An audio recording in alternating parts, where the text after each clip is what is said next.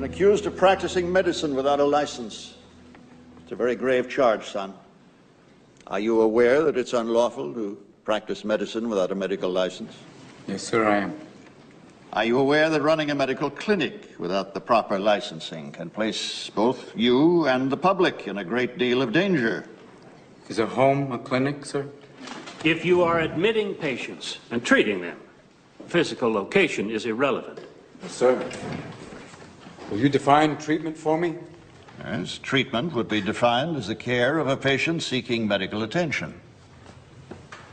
Have you been treating patients, Mr. Adams?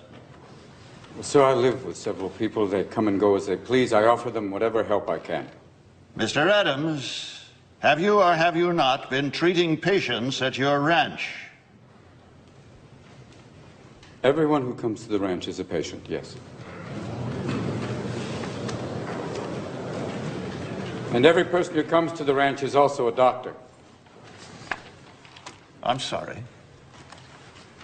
Every person who comes to the ranch is in need of some form of physical or mental help. They're patients. But also every person who comes to the ranch is in charge of taking care of someone else. Whether it's cooking for them, cleaning them, or even as simple a task as listening. That makes them doctors. I use that term broadly, gentlemen, but is not a doctor someone who helps someone else? When did the term doctor get treated with such reverence as, oh, right this way, Dr. Smith, or, excuse me, Dr. Scholes, what wonderful foot pads, or, pardon me, Dr. Patterson, but your flatulence has no odor. At what point in history did a doctor become more than a trusted and learned friend who visited and treated the ill? Now, you ask me if I've been practicing medicine. Well, if this means opening your door to those in need, those in pain, caring for them, listening to them, applying a cold cloth until a fever breaks, if this is practicing medicine, if this is treating a patient, then I am guilty as charged, sir. Did you consider the ramifications of your actions? What if one of your patients had died? What's wrong with death, sir? What are we so mortally afraid of?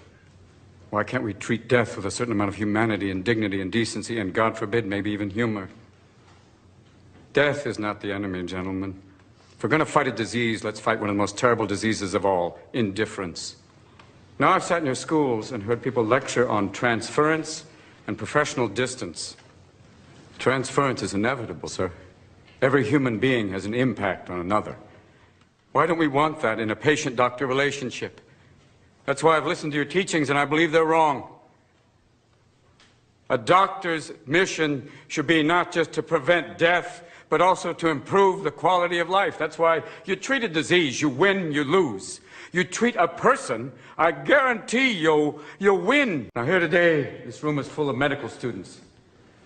Don't let them anesthetize you. Don't let them numb you out to the miracle of life. Always live in awe of the glorious mechanism of the human body. Let that be the focus of your studies and not a quest for grades, which will give you no idea what kind of doctor you will become. Mr. Adams, please turn and don't address wait the till board. you're on the ward to get your humanity back. Start your interviewing skills now. Start talking to strangers. Talk to your friends. Talk to wrong numbers. Talk to everyone. Mr. Adams. And cultivate friendships with those amazing people standing in the back of the room. Nurses, they can teach you. They've been with people every day. They wade through blood and shit. They have a wealth of knowledge to share with you. And so do the professors you respect. The ones who are not dead from the heart up. Share their compassion. Let that be contagious. Mr. Adams, I demand that you turn and address the board. Sir, I want to be a doctor with all my heart.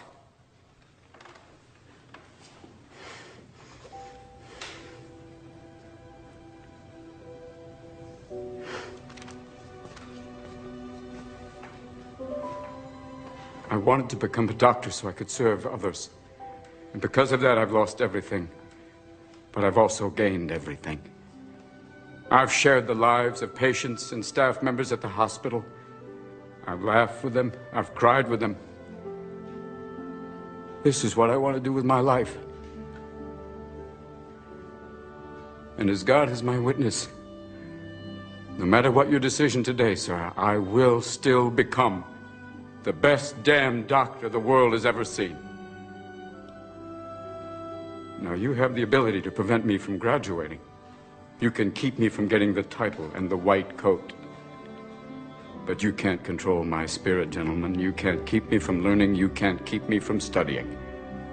So you have a choice. You could have me as a professional colleague, passionate, or you can have me as an outspoken outsider, still adamant. Either way, I'll probably still be viewed as a thorn. But I promise you one thing. I am a thorn that will not go away. Is that all? I hope not, sir. We will adjourn briefly.